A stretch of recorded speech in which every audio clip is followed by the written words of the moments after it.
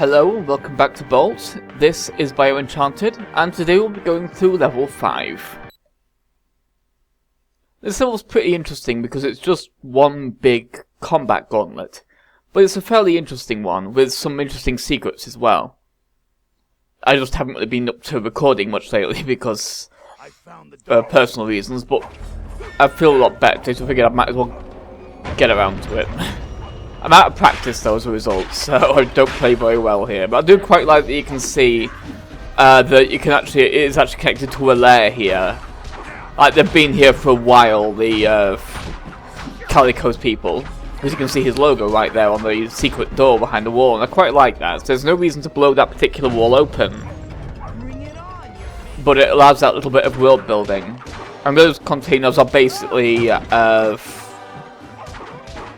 the equivalent to like a chicken in a Castlevania game, that kind of thing, or a Streets of Rage sort of thing, where they just kind of refill your health and your power meter. So let's take all these guys out. This level is also really good for the whole destructible environment stuff, because it's got some really satisfying things that happen in the background. And even just to move on to the next area, it's pretty cool.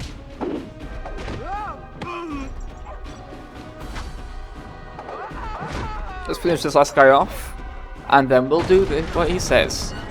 There we go. I quite like this room, because if you look at the back wall, the structural environment stuff gets quite fun here, and that button doesn't activate until after this fight. This one, however, the other button's progress is a secret. That's why this one works and the other one doesn't. But yeah, I need to get a bit of energy first, so let's just get a little bit of that back, shall we? And then we'll actually activate the pressure plate instead of pressing the wrong button like a little idiot. If I can get over to the button. Yeah, again, I played pretty badly here. Because it's been a while. There we go.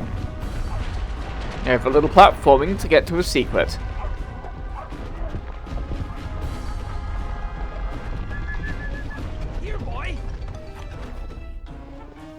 I quite like when you go out of range, they start like whistling for you so they can beat you up, but that's quite cute as that whistle whistle. Here boy! Yeah, it's really cute. I really like that touch, that they're trying to treat him like an actual dog.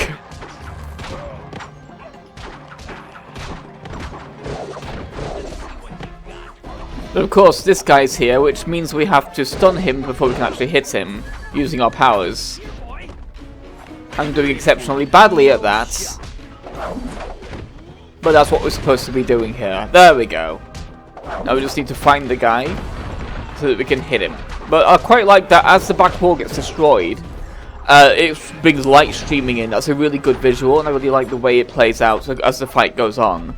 That's quite a satisfying bit of design in general. I quite like this game's take on environmental destruction, because it always has something satisfying to do in the background, like unlocking this nice view, this lovely panorama.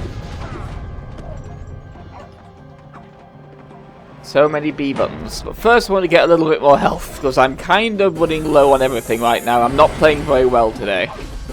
These containers are very handy.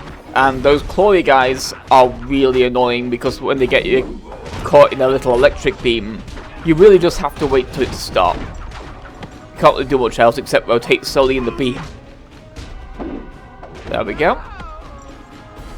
The fight's now over, so let's move on, shall we? I'll just check for anything else destructible, just to make sure there's no secrets I haven't found in this level before. Because when I first played this game, I didn't find everything. So I'm kind of trying to be as thorough as I can on this replay, to try and find as many secrets as I can that I may have missed last time. But here we have a small switch, which is, as you can see here, timed. But it's no big deal. Just need to get across it and grab the upgrade and slam to the floor again. Look out that each room gets a little bit more variety going on as well. Like, this room actually doesn't have any fighting. It's purely a secret. I quite like that. It's purely a puzzle, rather. Not much of a puzzle, but it's there nonetheless. And this is a bit more involved because we're over a bottomless pit for this particular secret. So if we mess up getting up those ledges, we fall to our deaths. As you can see, there's a little mural up there that will tell us how the puzzle really works. Then there's nothing to go over that way. So, when I noticed the mural, it's time to start the actual puzzle. By following the little trail. I don't know if it matters which direction you follow it in, as long as you go from one end of the snake to the other. I don't think it matters if you go middle left, right, middle right left, or left right middle. Oh, I can't remember. But either way, it's a basic puzzle, light all 3 torches. The order might not even matter, I can't recall. There we are. Now we've opened the way to the next area. Oh my gosh. Oh. Yeah, that was just me checking the thing to see if there are any secrets I'd missed. It's only a brief thing, I don't do it again though. This is of course a bit more difficult to get through because now they're going to start closing immediately and we have to be very fast. So very easy to miss that power upgrade if you don't realise it's there or if you're not quick enough on getting to that corner. Here's the final room of the level. These dog statues are dangerous because if you're standing on these little black spots, they will fire fireballs at you and they have a massive range. It's very good for taking out the enemies with, but it also does a lot of damage to you. And the statues do actually get damaged throughout the fight, so I actually at one point try and take them out manually, but it doesn't quite work out. But first of all, we're going to seek out all the secrets, so there we go. So also, it's good to have that open. Let's get those off the cliff, just get rid of them. And then we just need to deal with these little idiots. Well, at least these statues are very good at making them fall over as well, so you can actually hit them. And there we go, he's off the cliff. Let's just finish off these basic grunts now. While getting hit by the statues, because it's really hard to avoid that. The radius on those fireballs is massive. It's a cool set piece though, and an inventive way of adding difficulty to the fight, having to avoid the actual environment. But here we see me trying to destroy the statues. It's not really that much avail.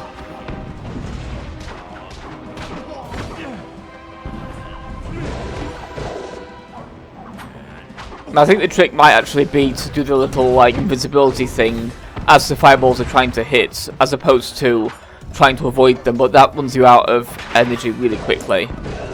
So I'm not doing that. I'm just trying to kind of take everyone out as quick as I can.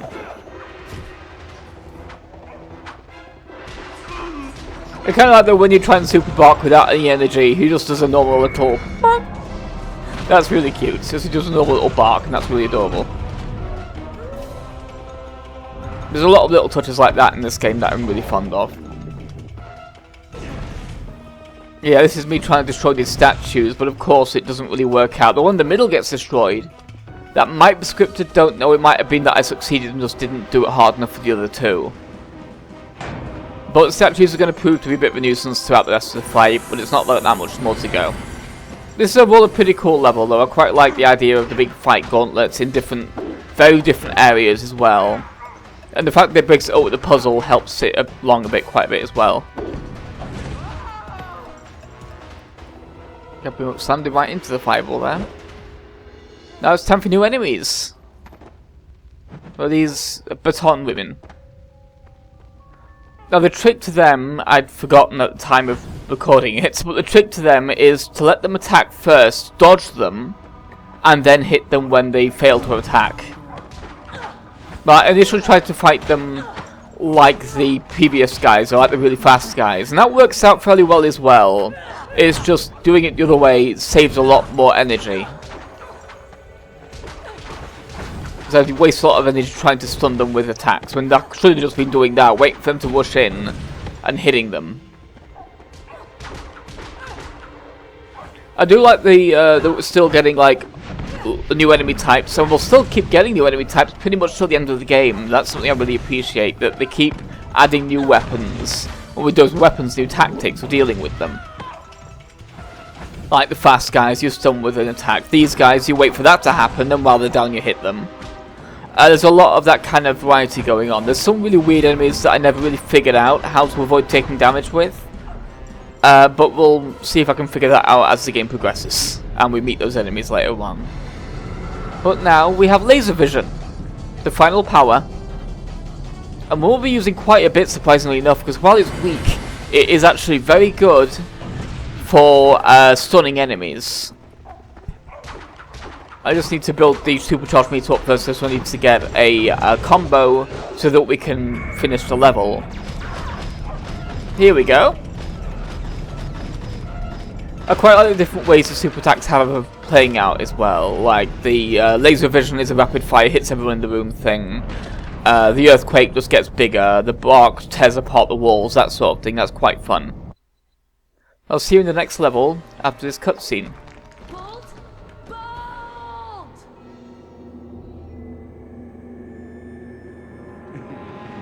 And I told everyone you were too smart to walk right into a trap. Seems I overestimated you. Where's my dad?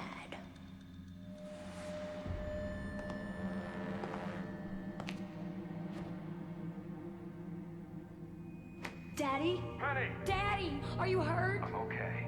Where's Bolt? I don't know. I'm sorry. I'm so Just sorry. do what Calico says until Bolt If you gets- ever want to see your daughter again, finish the weapon. Please! She's just a little girl. Find a penny, pick it up, and all day long you'll have good luck.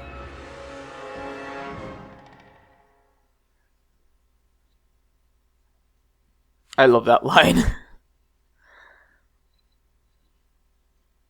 But yeah, that's quite a fun level. And the next one's quite interesting too.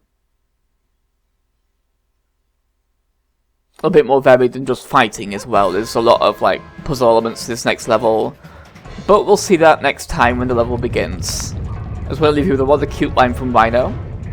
Now this And, is where the commercial break say entered in the goodbye. original broadcast, and I'm pretty sure it was soup based. I like that joke. Goodbye.